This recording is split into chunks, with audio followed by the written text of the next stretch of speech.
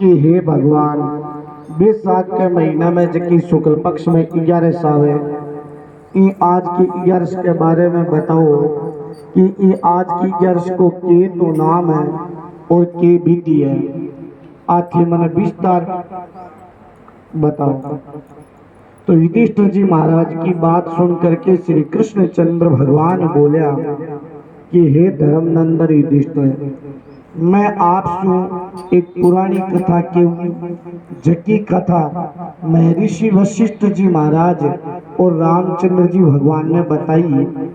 By कथा में आपने बताऊंगा।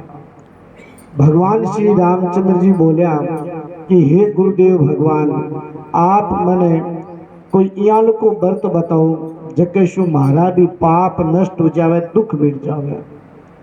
क्यों कि मैं जनक नंदनी श्री सीता जी के दुख वियोग के मां बहुत दुख हो गया, मन व्रत बताओ कोई। तो भगवान श्री राम जी की बात सुन करके मैं ऋषि वशिष्ठ जी बोला कि हे राम, आप बड़ी सुंदर बात पूछी है और आपकी बुद्धि भी अत्यंत शुद्ध और पवित्र है। आपके नाम का स्मरण करने से मनुष्य पवित्र हो जाए, क्योंकि आपके नाम में इतनी बड़ी शक्ति है कि वो भगवान को नाम ही पवित्र पूरी संसार ने कर सके। हे राम जी, और थेको के मन कोई व्रत बताओ जब शु हमारा पाप नष्ट हो जाए। इसीलिए आपको प्रश्न है जिको बात मैंने पूछियो, बस संसार के हित के लिए बात पूछियो। हे राम जी, थे ध्यान लगा करके सुनीजो कि वैशाख के महीना में जबकि शुक्ल पक्ष में 11 आवे, ये आज की 11 को नाम है मोहिनी एकादशी, यानी 11 को नाम है मोहिनी।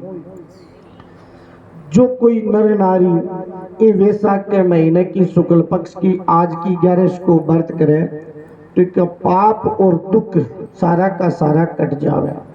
ये एकादशी के व्रत के प्रभाव से मनुष्य को मोह जाल है वो भी छूट जावे। और हे राम जी, ये एकादशी को व्रत कोई मनुष्य दुखी हुए अरबी मनुष्य है तो ई आज वाली 11 को व्रत तो जरूर करना चाहिए, जबकि शू भी को दुख नष्ट हो जाए और लारे का कोई पाप है जका भी नष्ट हो जाए। अब मैं आपने कथा सुनाऊं, राम जी थे ध्यान लगा करके सुनियो। सरस्वती नदी के किनारे पर और एक भद्रावती नाम की नगरी, और भी नगरी के मां धन दानस्यु पूर्ण और पुण्यवान एक सेठ रिया करता, और उनको नाम और सेठ को धनपाल, यानी धन भी घणो, नाम भी धनपाल हो, बड़ा धर्मात्मा सेठा और भगवान का भगता बड़ा सुख। तो के वैशाख को महीना में एक तो पुण्य करता, अतो पुण्य के जगह जगह तो भोजन की यानी ये भंडारा लगा देता, जगह जगह प्याऊ लगवा देता पानी की, और गांव-गांव के मां कुओं खुदवा देता, तालाब बनवा देता, जगह जगह धर्मशाला बनवा देता। अत बड़ा और सेठ जगह धर्मात्मा। और सड़क के किनारे पर आम का, जामुन का, नीम का ये पेड़ लगाता बहुत, क्योंकि ये चीजें हैं जो कि हर मनुष्य के बस को सोदो को नहीं लगावे, जिकनी ध्यान हुए या जिकने कोई भगवान की कृपा हुए वो याल का काम कर सके। तो के अब इस सेठ याल को धर्म को काम करता, तो इस सेठ के 5 बेटा और 5 बेटा के माज को बड़ो ही बड़ो बेटो वो के माड़े आदमी की संगति पढ़नो गुंडागर्दी सीखियो के, और अपनी पूरो को पूरो जो समय हो जो जुए खेलने के मां बिताया करतो। तो दूसरा की और चोरियां करया करतो। याल को महान नीच कर्म करने लाग्यो कि देवता के मंदिर में जा चोरी कर ले, तो पितरा का मंदिर में चोरी कर ले, तो याल का काम करने लाग्यो। और पिताजी के घर के माऊ धन ले जा पर बुरा कामा के मां जुओ खेलनो पीणो याल का मांस भक्षण करना पा के मां धन ने लगाने लाग्यो। ई पर जब राजा की शेर ने पतो चलो कि मारो बड़ो बेटो याल को काम करने लाग्यो, तो भी पापी का पिताजी सेठ बाका भाई कुटुंबी और बिन घरों बाहर निकाल दिए, बोले तू घर में रहने लायक कोनी। सगला भी की निंदा करने लग गया। अब घर में निकलो जते कने धन होनी जते तो साथी संगलिया घना ही रहता सागे, पण घरों बाहर निकाल दियो, धन निवड़ गयो तो सह साथी है जगह छोड़ छोड़ पर दूर चला गया। अब वो भूखो और प्यासो दुखी रहने लाग्यो।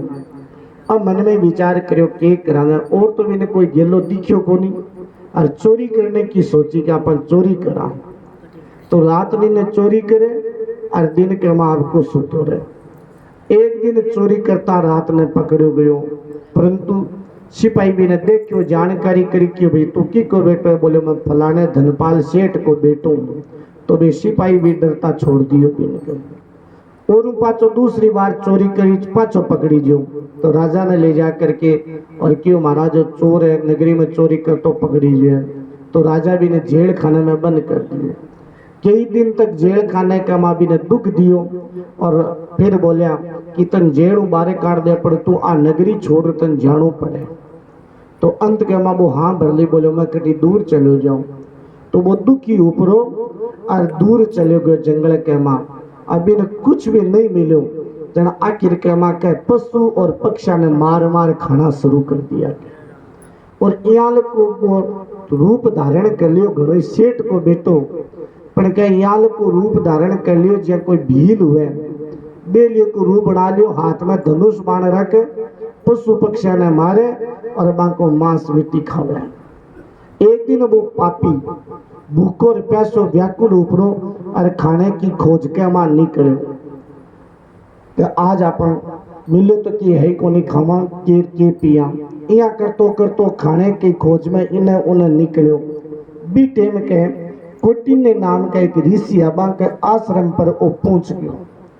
और बी टेम वैसाख को महीनों और के वैसाख के महीना में एक कोटिन्य जका नाम का ऋषि अबे गंगा जी में स्नान कर प्रार आया।